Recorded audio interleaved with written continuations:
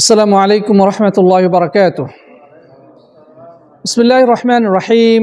الحمد لله رب العالمين وصلوات ربي وسلامه على النبي الأمين نبينا محمد وعلى آله وصحبه أجمعين أما بعد.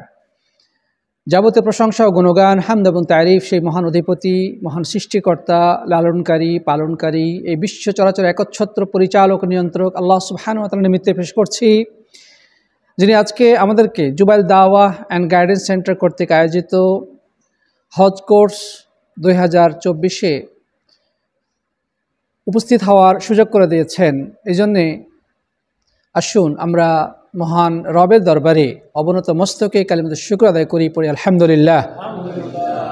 অতঃপর সালাত সালাম এবং অবারিত শান্তির ধারা বর্ষিত হোক সর্বকালের সর্বশ্রেষ্ঠ মহামানব আল্লাহ রাব্বুল আলামিন, যাকে বিশ্ব মানবতার এক ভয়াবহ ক্রান্তি লগ্নে মানুষকে সত্য, সুন্দর এবং ন্যায়ের পথনির্দেশনা দেওয়ার উদ্দেশ্যে হেদায়েতের বাণী আল কোরআনে কারীম সহকারে দুনিয়ার বুকে প্রেরণ করেছিলেন।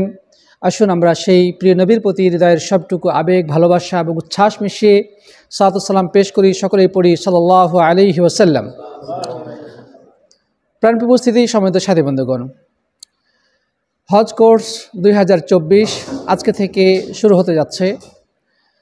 আলহামদুলিল্লাহ, রব্বুল আলামিন আমাদেরকে অংশগ্রহণ করার সুযোগ করে দিয়েছেন। যারা আজকে উপস্থিত হয়েছেন সবাইকে জানাচ্ছি শুভেচ্ছা এবং মোবারকবাদ। সেই সাথে দোয়া করছি রব্বুল আলামিন যেন আমাদের সবাইকে কোরআন এবং সুন্নাহ সম্পর্কে সঠিকভাবে জ্ঞান অর্জন করে সেই আলোকে আমাদের জীবনের প্রত্যেকটি কাজ বাস্তবায়ন করার তৌফিক দান করেন। আমরা পড়ি আল্লাহুম্মা আমিন।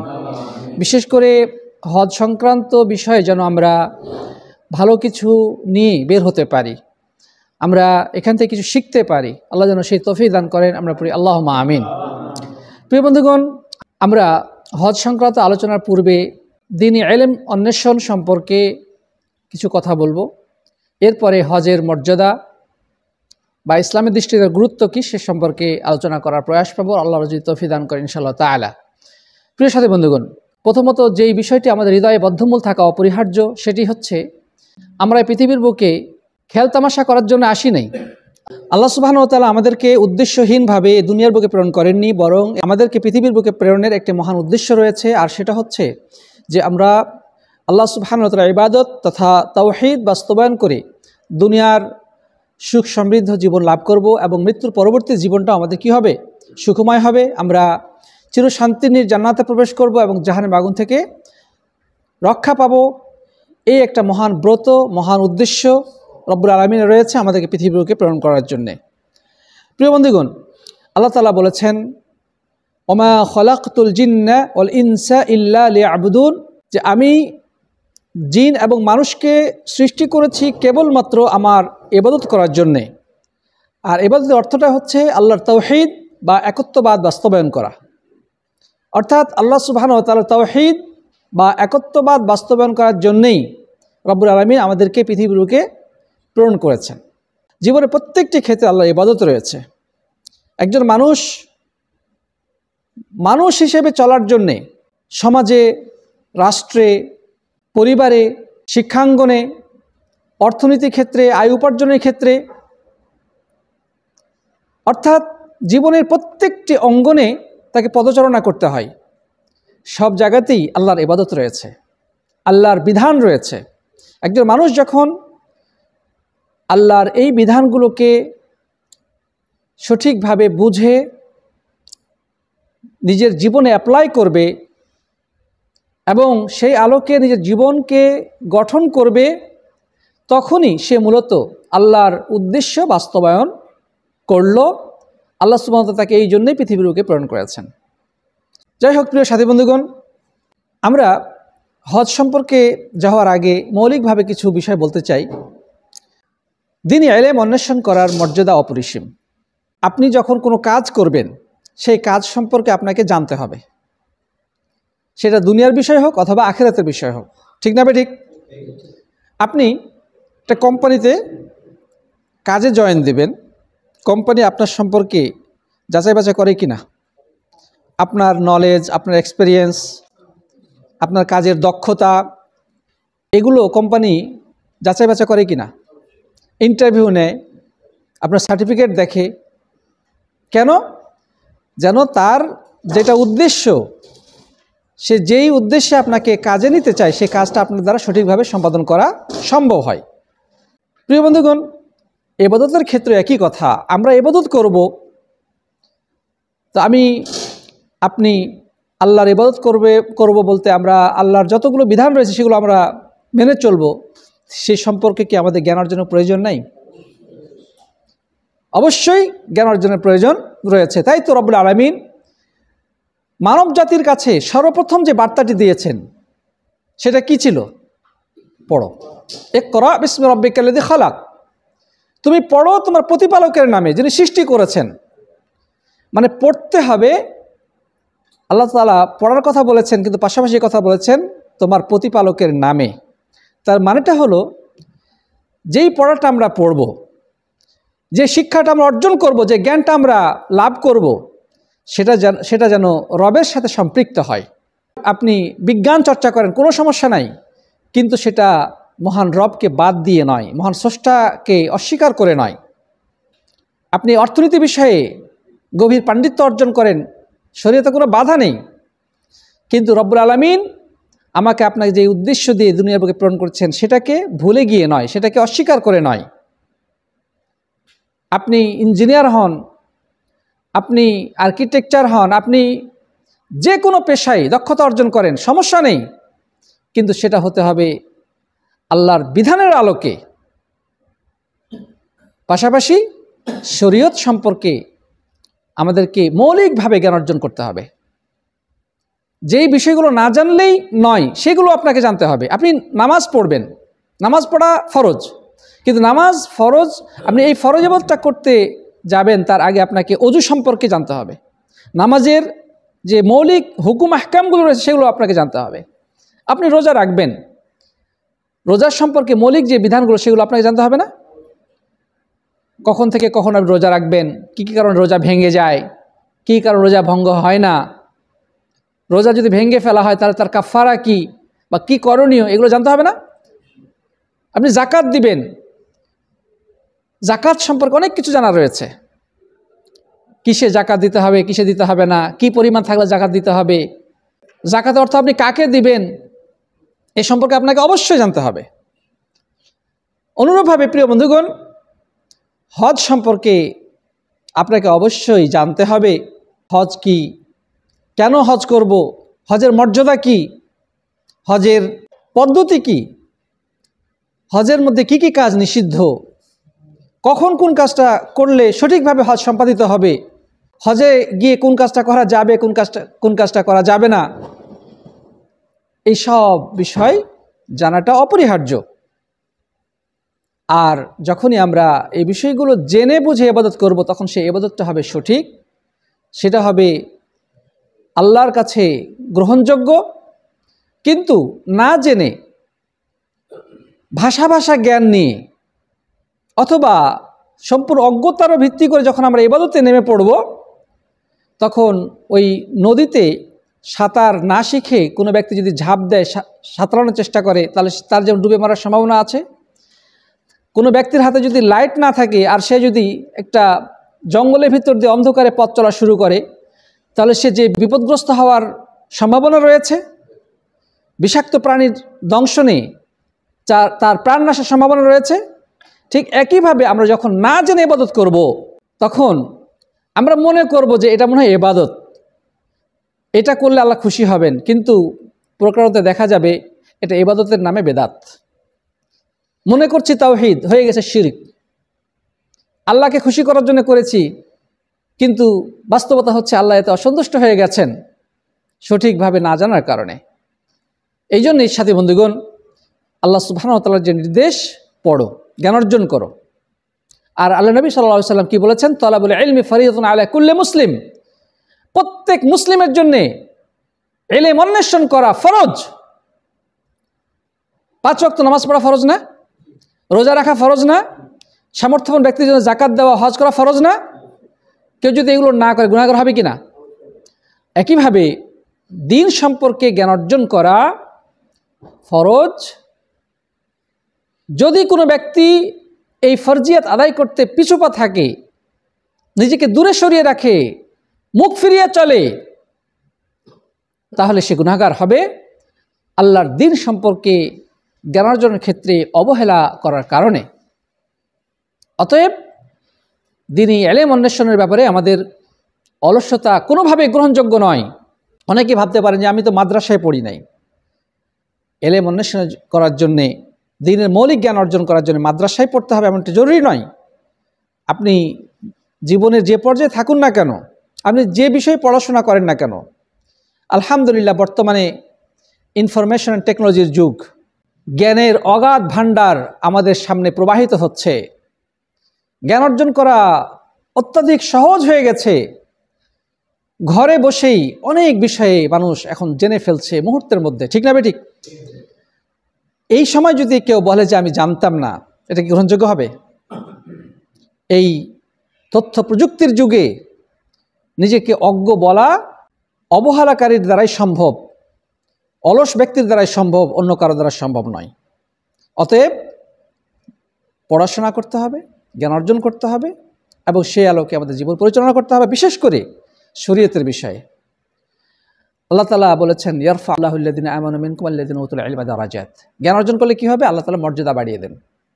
যে তোমাদের মধ্যে যারা ঈমান এনেছে এবং যাদেরকে ইলম দেওয়া হয়েছে, আল্লাহ তাদের অনেক মর্যাদা বৃদ্ধি করে দেন। আপনার কাছে যদি জ্ঞান থাকে, আপনি সম্মানিত। মানুষের মর্যাদা জ্ঞানের মাধ্যমে আল্লাহ তাআলা কি করেন? বৃদ্ধি করেন।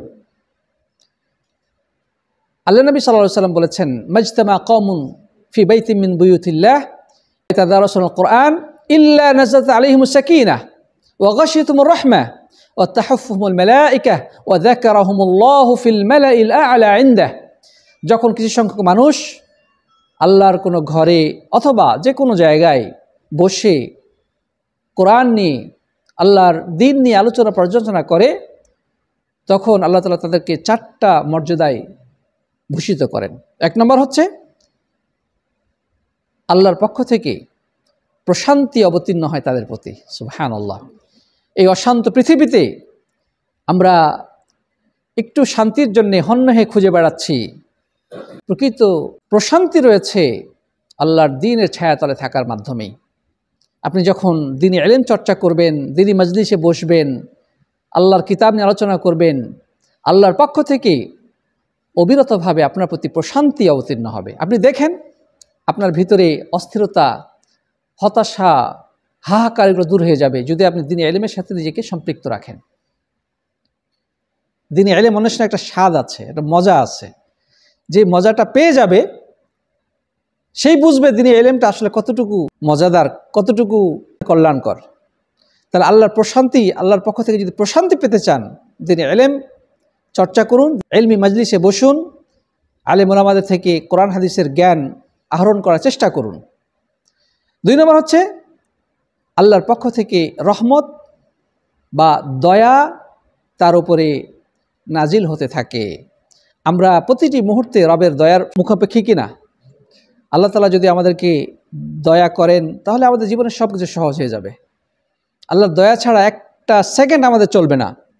আমাদের শ্বাসটা বের হয়ে যদি ভিতরে না যায়, আমরা বেঁচে থাকবো? এখানে আল্লাহর দয়ার প্রয়োজন আছে না নাই?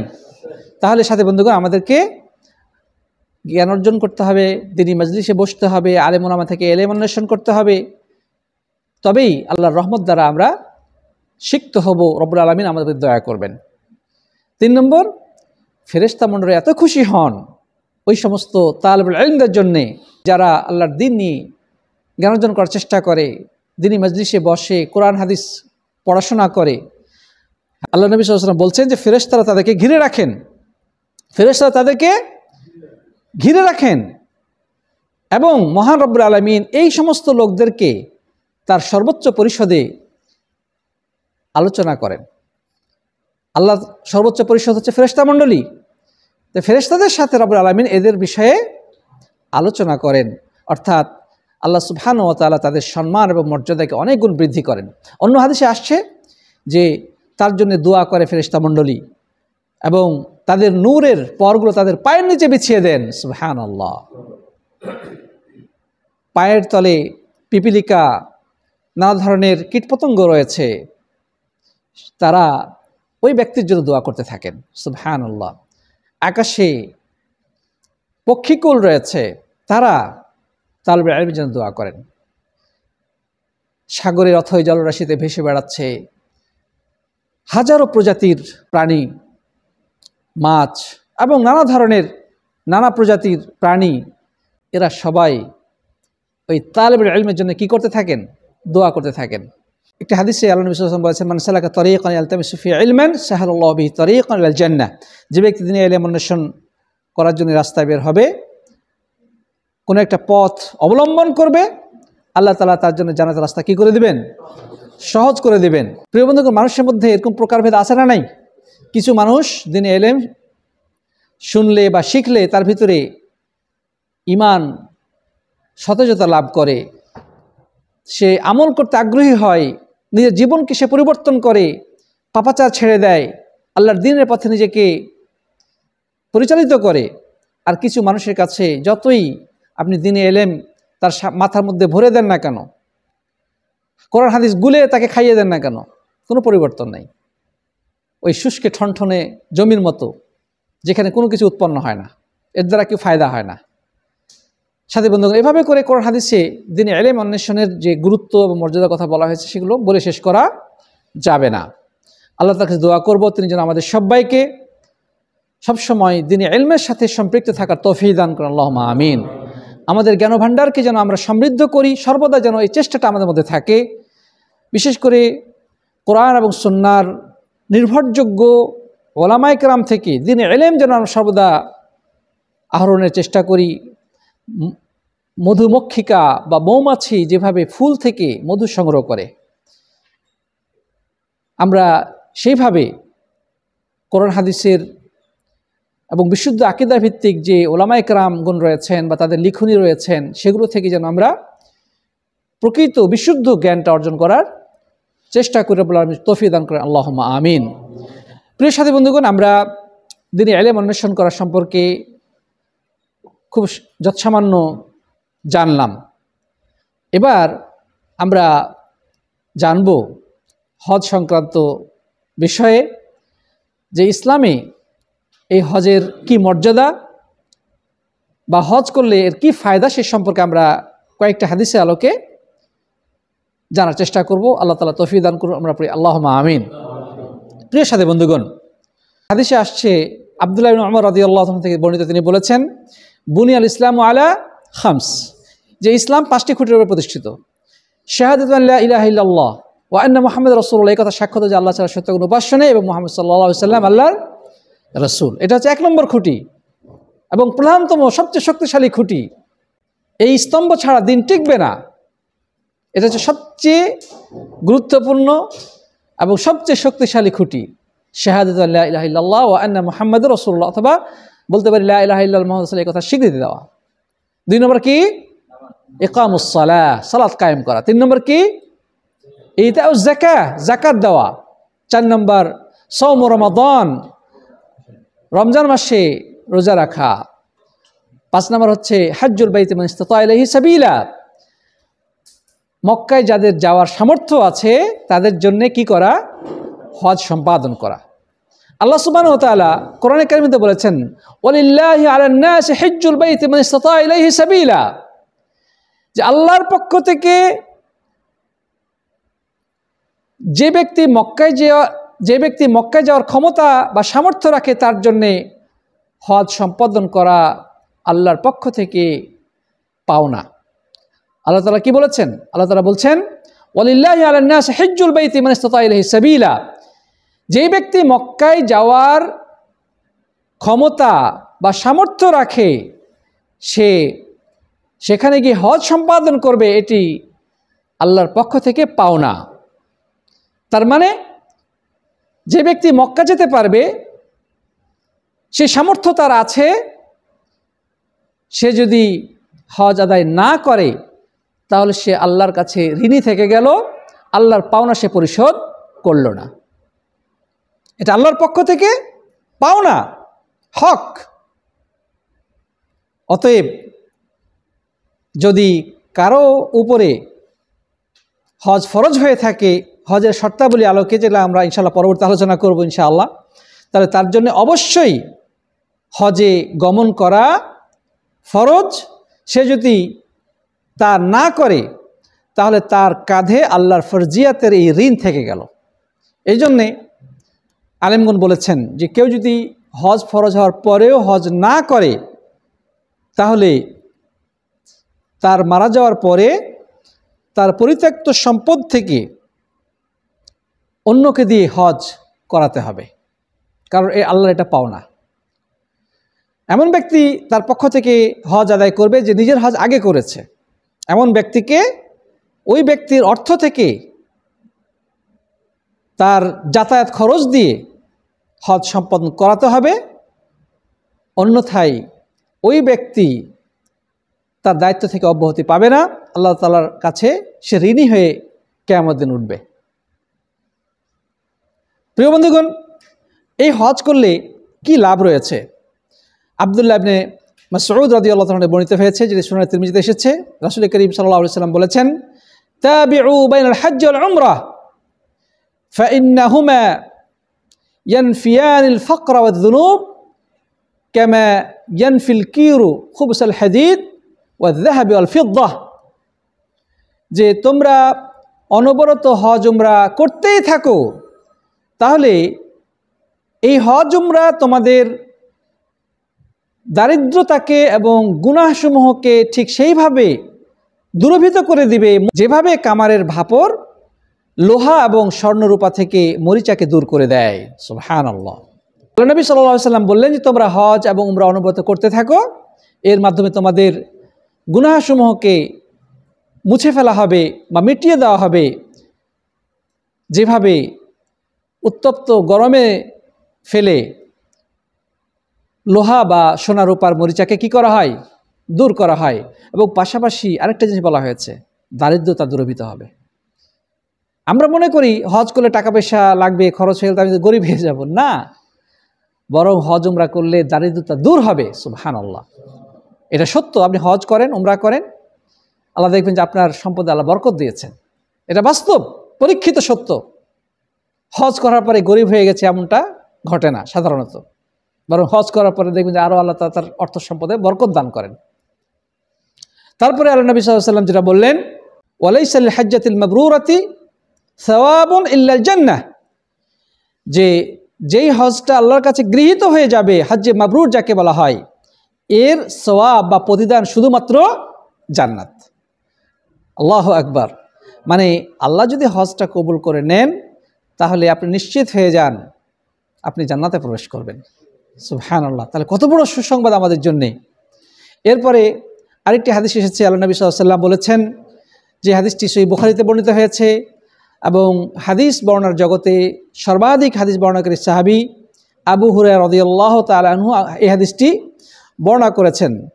আল্লাহ নবী সাল্লাল্লাহু আলাইহি ওয়াসাল্লামকে জিজ্ঞাসা করা হলো, হে আল্লাহ নবী, সমস্ত আমলের মধ্যে সর্বশ্রেষ্ঠ আমল কি?